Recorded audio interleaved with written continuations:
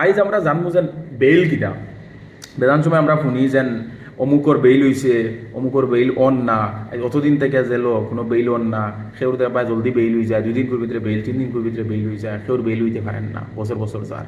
তাই আমরা জানবো যে বেইল মানে কিটা, আর বেইল কিলা লোয়া হয় বা বেইলও কিতা কিতা জিনিস কনসিডার করা হয় এটা বেইল পাইতে গেলে। তো নর্মালি হইল গিয়া বেইল হইল গিয়া এরা লয় যারা অ্যাকিউজড পারসন আছে, তে তারা কোনো একটা গ্যারান্টি বা সিওরিটি দে আর একটা টেম্পোরারি রিলিফ দেওয়া হয় তারারে, যেন তারারে আর অ্যারেস্ট করা হইতো না বা তারারে ছাড়া হয় কাস্টডিতে গিয়া, ওগুলো গিয়া বেইল।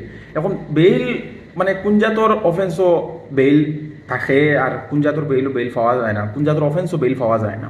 আমরা দেখো যে দুই কলর আছে, একগু আছে বেইলেবল অফেন্স আর একগু আছে নন বেইলেবল অফেন্স।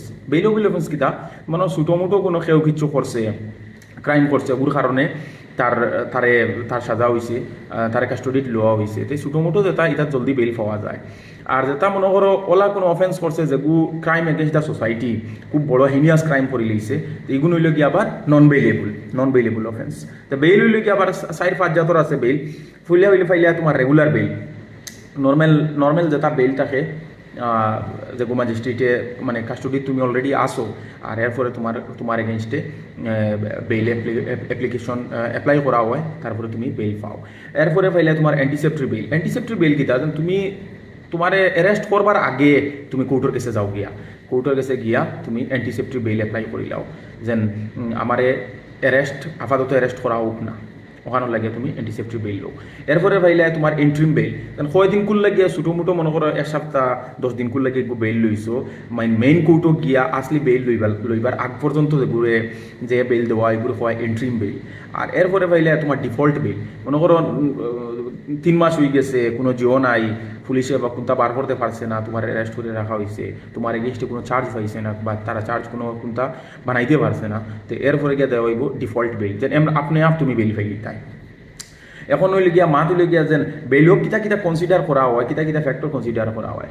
এখন যেবেলা কোর্টে বেইল তোমার দিত, এটুকু দেখবো যে তোমার ক্রাইমর নেচারটা কিতা আছে, তুমি কোন কলর ক্রাইম করছো, বা তোমারে যদি বেইলও ছাড়াও হয় এতে তুমি গিয়া মানে ডট দেখাইবাইনি বা কোনো তুমি তোমার এভিডেন্স লইয়া খুলে করবাইনি, কথা জিনিস দেখা হয়। ও 2-3টা জিনিস বেশিরভাগ ক্ষেত্রে দেখা হয়। আর বেইলর কন্ডিশন বেজান সময় বেইল দিতে সময় কইবা যেন তোমার পাসপোর্ট সারেন্ডার করিলাও, তুমি স্টেটের বাইরে যাইতে পারতে না বিনা কোর্টের অনুমতিয়ে, তুমি দেশ ছাড়িয়ে যাইতে পারতে না, ওটা 4-5টা আরও কন্ডিশন থাকে তোমার বেইল দিতে সময়। তো নর্মালি ও হইল গিয়া বেইলর মানে একদম লেমেন্স যেন নর্মাল মানুষে বুঝবার লাগিয়া বেইল কিতা জিনিস ওখান। আমরা সেকশনও যাইয়ার না যেন কোন সেকশনের আন্ডারে বিএনএসএস আগে আসলো